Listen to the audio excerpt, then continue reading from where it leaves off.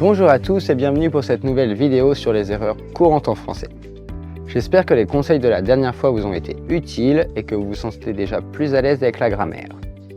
Mais attendez, ce n'est pas fini, parce que maîtriser la grammaire, c'est bien, mais si on prononce mal, c'est comme jouer du piano avec des gants de boxe. Aujourd'hui, on va parler de ce petit quelque chose qui peut transformer un discours clair en un véritable casse-tête pour nos interlocuteurs, la prononciation. Vous êtes prêts à découvrir les pièges phonétiques et à les éviter comme des pros? Alors c'est parti. On commence avec la prononciation des terminaisons des verbes au présent. Cela fait quelques années que j'enseigne le français aux étrangers et il y a un point sur lequel j'aime insister, surtout avec les débutants.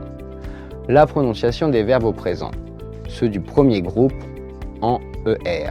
C'est l'une des premières choses qu'on apprend et malheureusement, si ce n'est pas acquis, cela peut entraîner des confusions avec le temps.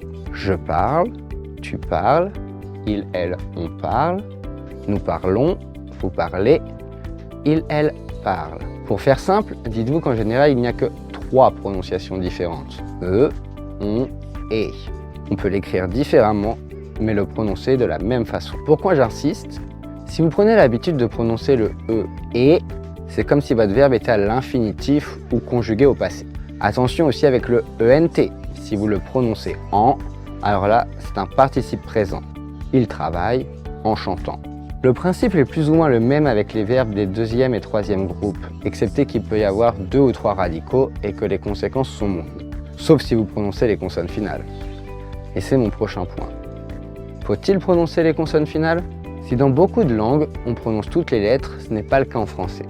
Et c'est un véritable casse-tête pour les apprenants. Est-ce que je dois prononcer la dernière consonne ou pas? En français, la règle générale est que la plupart des consonnes ne se prononcent pas. Cette règle a pour but de simplifier la prononciation et de fluidifier le discours.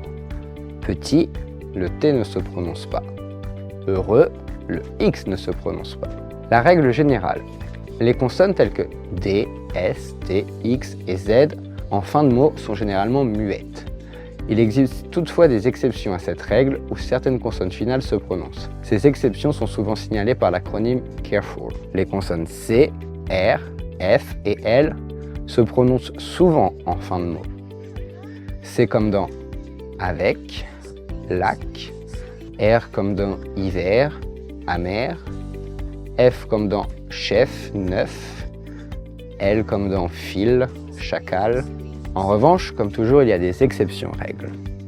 Par exemple, fils. On ne prononce pas le L, mais le S. Est, on prononce le T uniquement lorsqu'il s'agit du point cardinal. Et enfin, certaines consonnes finales se prononcent dans le cadre d'une liaison.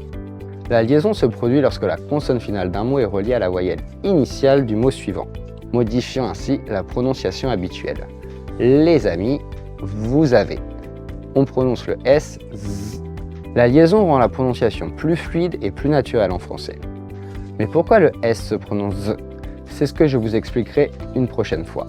Bravo à tous pour avoir suivi cette première vidéo sur les erreurs phonétiques courantes en français. Rappelez-vous que la pratique est la clé pour surmonter ces défis. J'espère que ces conseils vous seront utiles et vous aideront à parler français avec plus de confiance et d'aisance. On se retrouve très vite pour une autre vidéo sur la phonétique où on apprendra à différencier des sons qui vous posent souvent problème.